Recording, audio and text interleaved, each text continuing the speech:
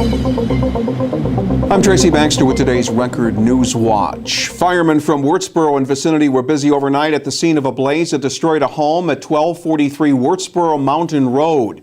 Broke out shortly after 12:30 a.m. and Wurtsboro Fire Chief Tom Morrow said firefighters couldn't immediately begin to try to extinguish the blaze because Sullivan County Sheriff's deputies had to be called to the scene in order to restrain the male occupant who wanted to run back into the house to save his dog. Residents had been the scene of an earlier state police response, and police were concerned the man's girlfriend and her child might still be inside. I had to stage the equipment down the road about a quarter of a mile. I elected to go towards the scene, although my equipment stayed there, just to make sure that any firefighters that didn't happen to hear that the scene was not secure were safe. Luckily, the police response was quick, and they were there within 5 minutes of my arrival, probably less, and they were able to take the male into custody.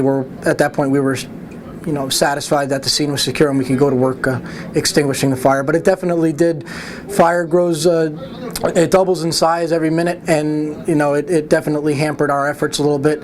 That mixed with the wind we had this morning up there, it was definitely a tough battle there we fought. No one else was at the house when the fire broke out. No injuries reported. Deputy Jack Harb, though, had to be treated for smoke inhalation while restraining the man from re-entering the house. The resident was not arrested.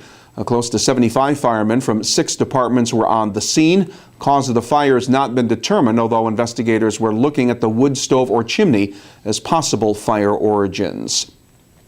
A group of roughly 50 protesters were attempting to make their voices heard Sunday in Monroe. They turned out at the intersection of Route 17M and Still Road to show their opposition to the proposed annexation of about 510 acres of town of Monroe land by the village of Curious Joel. Protest was spearheaded by Emily Converse, who represents the organization United Monroe, which wants town residents to show up in force at a town board meeting Tuesday night. Group of Curious Joel landowners submitted a petition last month to annex the residential property into their village. Converse lost her bid for Monroe supervisor in November to Harley Doles, who reportedly received most of his support from Curious Joel voters. United Monroe is planning a fundraiser next weekend to raise money for legal representation. A New Paltz man will be in Town of Rochester court tomorrow following his arrest on grand larceny and drug charges. State police say 54-year-old Douglas Finney was given $3,500 from a Town of Rochester homeowner to do work on the home, which was never done. At the time of his arrest, police say Finney was holding crack cocaine and marijuana. Finney was also wanted by state police in Kingston for a grand larceny charge filed in 2013. And he was also charged with having stolen property from 2 grand larceny investigations actively being conducted by state police at Highland. Ellenville Police Chief Philip Matrician says more arrests may come out of their investigation into the theft of more than $30,000 from the Ellenville American Legion organization.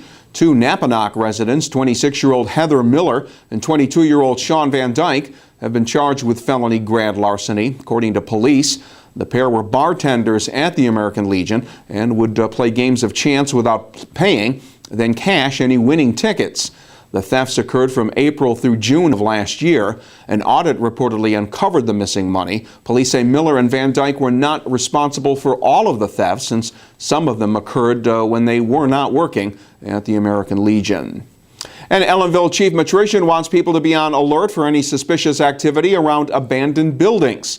This following the arrest of 3 people for stealing copper piping and fixtures from 10 buildings in the village. The copper thieves were identified as 24-year-old Ruben Soto and 39-year-old Marcus Coles, both of Ellenville, and 25-year-old Tyler Jarre of Napanoch. Matrician says several $1,000s in damage was done to the buildings. And some good things were happening in buildings in the city of Newburgh today. Roughly 80 volunteers were giving the city's Habitat for Humanity chapter a helping hand on what's been designated the National Day of Service, as a way to honor the memory of Dr. Martin Luther King Jr. on the national observance of his birthday. For those working inside the Habitat House at 36 East Parmenter Street, Their volunteer work involved putting up insulation. Friend Kathy and I have volunteered for Habitat for Humanity here in Newburgh on and off for the past, 7 or 8 years. And for the last 3 or 4 Dr. King days, we've celebrated by volunteering here. And today we brought several of our friends to join us. Good way to honor Dr. King today? Exactly what we thought. We're teachers and retired teachers, and we celebrate with our children at school, and we teach them about Dr. King's practices. And 4 other Habitat homes under construction and renovation in Newburgh were targeted during this National Day of Service. The house next door at 34 East Parmenter, along with 12 Lutheran Street, 54 Chambers Street, and the Federal Street Garage. There's some snow in the forecast, but we should not get as much as they will see along the coastal sections. Tuesday will be cloudy with snow showers during the afternoon and evening. It'll be colder, with temperatures not expected to get above 20 degrees tomorrow, with single-digit readings overnight Tuesday. Maybe an inch or so of accumulation. Wednesday will be partly cloudy and continued cold, with the highs in the upper teens. Well, stay connected to what's happening by starting your day with the Times-Herald Record, and make Record Online your source for news when it breaks. For Record Newswatch, I'm Tracy Baxter.